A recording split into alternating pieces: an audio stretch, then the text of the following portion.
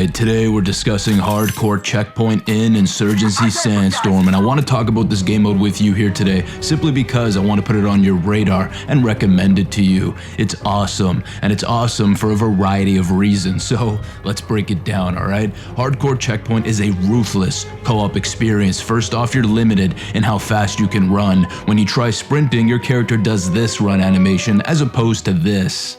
Notice the speed difference. Now, there's a very important reason for that, okay? It's to make the players think before they act. It drills into the player's head and entices them to use cover and move slowly with your team. If you think that you can run and lone wolf this game like some sort of one-man army shit, then you are wrong. Now, look at this poor guy. He kind of learned his lesson, right? We can only hope, right? Anyways, guys, if you don't want to be that guy, then play smart and stick to cover. Keep that head on a swivel and actually look at what's ahead of you. Use your eyes, because the enemies will use theirs, alright? Trust me.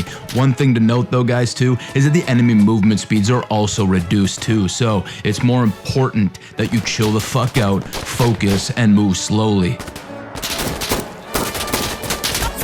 Whoa, did you see that? Let's look again. Yeah, that's an enemy that just fucking nailed me before I could even get eyes on him, alright? It's that sudden, and it's that intense. You need to really steady your aim and keep your eyes peeled for any targets and react with an appropriate response. And that response is to control your trigger pulls and land those shots, or else it's lights out.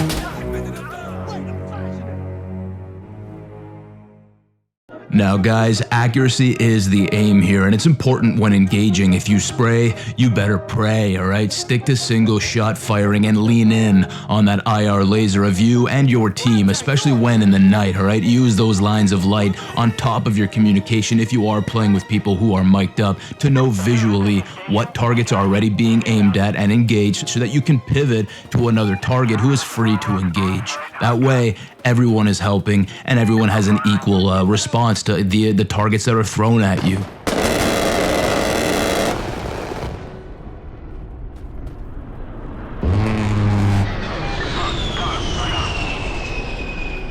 Now guys, some general tips of just when playing this game mode is that if everyone moves as a team and doesn't trail off on their own and engages targets that aren't already being engaged, then you will have a successful run, alright? This mode will put you through the tough time that it will, okay? It starts out all badass and shit. Everyone feels like, you know, yeah man, you're moving together and you think you're all safe because you have all your fucking loadouts and kits ready, and everyone has got their nods on and their fucking guns all prepped to go, and everyone looks like fucking badasses. You're all moving in together. But once the firing starts, it gets frantic, it gets intense, and it's eye-opening, man. You will see some of those dudes get dropped right out of the gate, man. It strips you down when the combat starts. It's relentless and it's unforgiving. And when I say it's relentless and unforgiving, I especially mean that. After securing an objective, you don't even have a moment to breathe, because you will enter a defense position on that objective, and an onslaught of enemies will make a full-on counterattack on that objective. This is where it gets really important that everyone checks their fire indoors, because there is friendly fire and everyone needs to hold a position, alright? If there is multiple entry points for the enemy to come at, every member of your team needs to secure one of those entry points and hold it. I'm talking windows, I'm talking doors, alright? And when you're in those moments of defending, it's important that you don't get kill hungry. Just because the enemy wave is seemingly hitting a specific entry point at the onset of the counterattack doesn't mean you need to listen to where those kills are happening and rush over to try and get some of those kills yourself by, like, I don't know, hopping on the same window as one of your teammates. Let your other teammates breathe and let them hold their own, unless they call for backup, of course, on the comms. Then you can, of course, go in there and offer some backup. But put some trust into your teammates, man, alright? People who are playing hardcore checkpoint are into it, just like you, just like me. And 9 times out of 10, every time I play this game mode, and I know what the deal is, man, and other people know what the deal is, alright? So stay together, really lean in on each other, and guys, don't sprint out on your own, okay? This isn't a lone wolf thing. You are not a lone wolf, and if you do that, you're only hurting your team, because that's one less man that can help, especially in those counterattack moments when you are defending. If you lose a man, then you gotta wait for them to respond, or if they might fucking rage and just leave altogether, leaving you with nothing, okay? You need to move together, and you can't lone wolf it. And in case you didn't know, yes, this game has multiple different NVG options options for you to play around with, especially in those night ops modes. Actually, no, not especially, only in those night ops modes. The night ops hardcore co-op is my favorite, alright? Whenever I see a map that's a nighttime map in rotation, I choose it. If you think you know maps well in this game, if you think you've played enough Insurgency Sandstorm to know the maps well, just wait until you try them in the night. They are completely different animals. And I really do, guys, I only recommend things when I know it's something that I think you will enjoy, because it's something I enjoy, and I think a lot of you guys enjoy similar stuff that I enjoy. Of course, we all have our tastes and our interests, but I think we all come together because we just want a good, tactical, fucking fun-ass game, and this game delivers. Hey, I'm gonna load up! Now, the NVG options you have to choose from are part of two different categories. We got mil-spec and we got SOF. Now, mil-spec are single lens NVGs with a limited view, and I personally love rocking these sometimes because I love how claustrophobic it can make the screen look and feel, alright? Visibility is still great, don't get me wrong, but it's definitely not the nods, the quad lens NVGs, and those are only available if you select the SOF NVG palette, okay? And with the mil-spec, you can have either amber, green, or white phosphorus filters on your NVGs, and the SOF NVGs, again the nods, you can pick amber, green, white phosphorus, and then you get one that actually the mil-spec doesn't give you, and that's multicolor.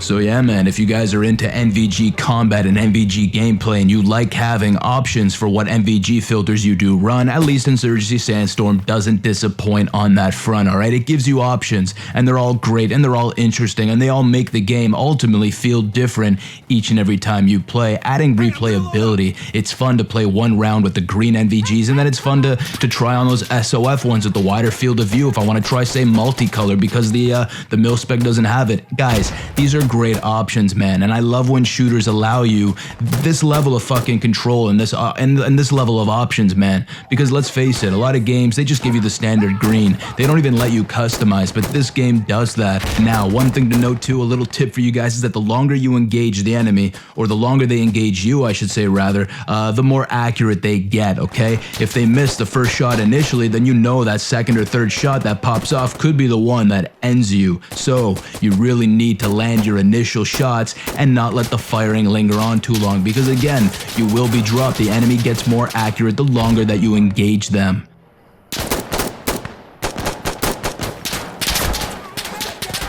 Now, another thing to note too is that if you die on this mode, you can respawn, believe it or not. It actually lets you respawn, but only if your team takes an objective, and then you can get dropped back in, but you lose your loadout, you lose your NVGs. You are given a bare bones bolt action rifle with iron sights, but at least they give you a flashlight if you are playing night ops, guys, okay? But if you want to get your kit back, you need to find either your dead body or you need to find a supply crate. Supply crates come pretty thin in this mode, man. They will only spawn once at a random objective throughout the game, and you can only supply once when you are at that supply crate, and then there's always going to be one supply crate on the final objective, but that's really it, man. So it's even more crucial and important that you try not to die. But I gotta say, man, even when you do die and respawn using this bare bones setup, it's still very fun to use.